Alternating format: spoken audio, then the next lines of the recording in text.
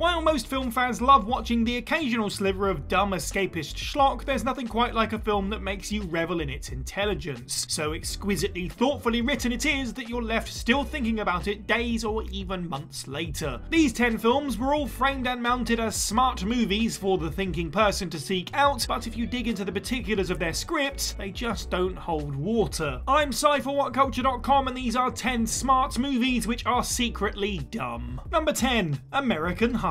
There's perhaps no single movie in the last decade that's been put on a pedestal as undeservedly as American Hustle. David O. Russell's schlick, superficially smart crime comedy centers around the FBI abscam sting operation of the late 1970s and early 1980s, but the real scam worth investigating is how Russell performed a psyop that convinced the Academy to give this thing 10 Oscar nominations, of which it won 0. The film has a bit of a smug, self-satisfied air to it, which clearly relishes toying with audiences as they attempt to figure out exactly what's true and what's not. But when you get down to it, American Hustle is really just dude bro Scorsese, a well-crafted and brilliantly acted imitation of Goodfellas that doesn't really have any original ideas of its own. And that's totally fine. American Hustle is a perfectly enjoyable movie within that context, yet how aggressively it was championed by the Academy as a serious work of cinema that's just plain smarter than its audience did its long-term reputation no favours at all. Number 9. Snowpiercer. All the love in the world to Bong Joon-ho, a supremely talented filmmaker whose post-apocalyptic sci-fi thriller Snowpiercer is a pretty damn fun time if you don't dig into it too much. Years before the current glut of thriller movies focused on class, Snowpiercer probed class warfare in a way which critics rushed to call deep and insightful, no matter that it couldn't really be more obvious and straightforward about its message. Snowpiercer takes place on a train housing the remnants of the human race, who are divided into sections of the train according to their class. There's not much to get here, right? To call the film an allegory for class mobility, as many have, feels incredibly generous considering how hilariously transparent the thematics are. The subtext is just the text. And that's not really a problem. Bong Joon-ho clearly wanted to make a populist film that split the difference between an intriguing concept and a broad, showy, action-packed execution. But compare it to Joon-ho's more recent Oscar-winning Parasite, a genuinely smart movie that's secretly even smarter than it looks, and Snowpiercer basically resembled its dumb jock of an older brother. Number 8. The Matrix Resurrections. The Matrix Resurrections is certainly one of the most divisive blockbuster sequels of recent years, and love it or hate it, most will agree it wasn't really what anyone expected when a 4th Matrix film was announced. Resurrections was praised in some quarters for its shamelessly meta storytelling, which fully acknowledges the existence of the Matrix as an IP in our world, and even straight up confesses that Lana Wachowski only made the film because Warner Brothers was going to make it without her anyway. Because it thumbs its nose so aggressively at the very people who bankrolled it, many lauded Resurrections for being both a bold and smart revision on the typical Hollywood blockbuster sequel/reboot. But since Deadpool popularised meta storytelling back in 2016, it does rather feel like self-aware writing gets deemed smart a little too generously by critics and audiences. It is certainly an interesting piece of work, but by the time you've got to the Merovingian warbling incomprehensibly about Mark Zuckerberg, it's tough to defend it as anything more than spectacularly daft. Number 7. The Counselor. Even though Ridley Scott's crime thriller The Counselor received mixed to negative reviews upon release, there nevertheless remains an air of prestige and intellect attached to the project due to the fact that the script was written by legendary author Cormac McCarthy. Yet if you cut past the film's verbose philosophical dialogue, this is really a hilariously trashy movie that just so happens to be wearing a nice suit. Spoiler alert, this is a film where Cameron Diaz gets it on with a car and a certain A-lister gets decapitated with a ream of motorised razor wire. Perhaps had Scott more enthusiastically embraced the dumb, The Counselor would have been warmingly welcomed by viewers as a well-made slice of campy schlock, rather than the painfully self-important dreary drama that it so clearly wanted to be seen as. As much as nobody wants to badmouth the brilliant McCarthy, this film shows the extreme difficulty in adapting his thorny written dialogue to the screen without it sounding like a laughable parody of itself. Stop trying to understand The Counselor as an intellectual exercise and you just might appreciate it for the messy, dumb lug of a movie that it actually is. Number 6. Prometheus. Ridley Scott strikes again, this time with his film released the year before The Counselor, Prometheus. The marketing for Scott's Alien prequel did a superb job of selling it as a visually stunning, switched-on sci-fi epic that had a lot to say about creation, God, and the origins of both human and alien kind. There's a loftiness to the film's early passages in particular, which combined with the film's technical finesse make it seem like an intelligent movie. But soon enough, these superficial smarts give way to a film that becomes increasingly questionable in its logic. From dumb scientists who get high and pet a space snake to a woman who fails to run away from a giant space donut, and the immensely contrived circumstances through which the proto-xenomorph is created, Prometheus is a staggeringly silly, stupid film that just so happens to have a master filmmaker trying to make it look like Shakespeare in space. It's a film of two halves, and for what it's worth, the dumb parts are actually more fun to watch, so maybe you should have just focused on that. Number 5. Glass Onion, a Knives Out mystery. Like its predecessor, Glass Onion, a Knives Out mystery is a deftly woven murder mystery which sees writer-director Rian Johnson delight in wrapping the audience around his little finger. It's an undeniably fun ride, even if its pleasures are considerably more superficial than its now Oscar-nominated script would surely like you to believe. Yes, it's fun seeing Elon Musk stand-in Miles Bron get his just desserts, but as Detective Benoit Blanc literally points out later on, the plot spins on the axis of Bron's murder plot being so shambolically stupid. Truly, Glass Onion gets away with feeling so smart at times because it's hiding key information from you. The slippery, non-linear means through which Johnson slots everything together is certainly clever, but in both its messaging and the particulars of the plot when it's laid out in linear order, it's actually outrageously simplistic. Number 4. Joker. Joker is a thoroughly entertaining film if you don't take it too seriously and gamely ignore the ridiculous and exhausting discourse that's followed it around ever since its release. It quickly became a film upon which critics and audiences alike projected their own feelings, effectively serving as a reflection of each viewer's experiences and biases. Some saw it as a commentary on incel culture, while others felt it was unnecessarily sympathetic to a violent white man in the midst of a mental health crisis. It was given insistent descriptors like complex and cerebral by many commentators, despite the fact that Joker is, at its core, a relatively straightforward mashup of Martin Scorsese's Taxi Driver and The King of Comedy. It's so brilliantly acted by Joaquin Phoenix, and writer-director Todd Phillips does such a solid job of making his film look like anything but a typical comic book film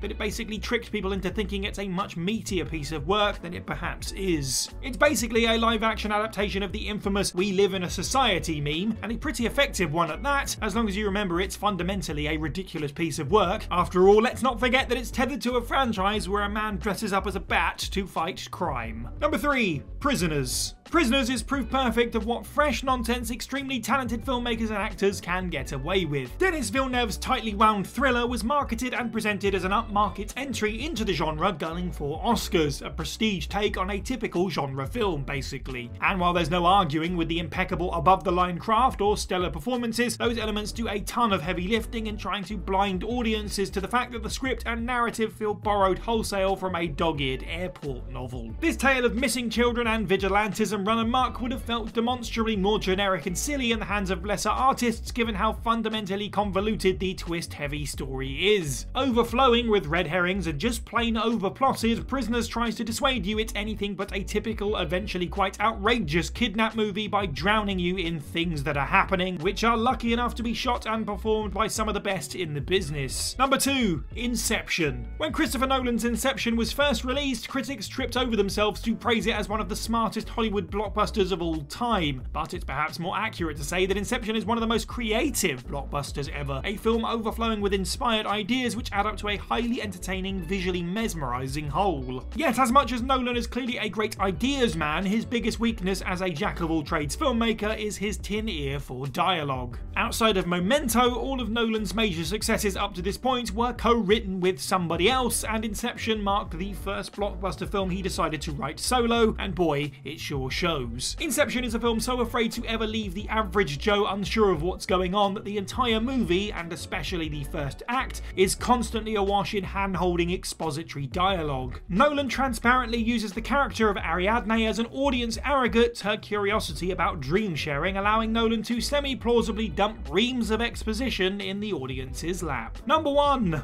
Widows. This is sure to be a bit of a controversial take, and that's absolutely fine. Steve McQueen is one of the greatest filmmakers working today, so the prospect of him helming a gritty crime thriller had absolute gangbusters potential. And on the surface, Widows is a smart, intense piece of work, a dense, layered slice of neo-noir about a group of women who carry out a heist in order to clear the debts accrued by their recently dead husbands. But underneath a plot that riffs about the cost women are forced to shoulder for the sins of men is a film that eventually descends into a Lifetime caliber farce. Plus. The climactic plot twist that Veronica Rawlings' husband Harry faked his own death is so much more thunderously silly than the film ever wants to admit. It's the sort of tacked-on, convoluted twist you'd expect to see in a considerably dumber film, and marks the point at which this otherwise rigorous, well-conceived piece of work starts to fall apart. It's still an entertaining flick, but much tougher to take seriously as a smart movie after Liam Neeson comes back from the dead. And that's the list. Let us know what you thought of this video down in the comments below. The views expressed in this are often the views of the writer, but of course let us know of any other smart movies that are actually dumb that we didn't include. Make sure you like this video, share it with your friends, subscribe and hit that notification bell. Head over to whatculture.com for more content every day. I've been Cy for What Culture, and have a good week.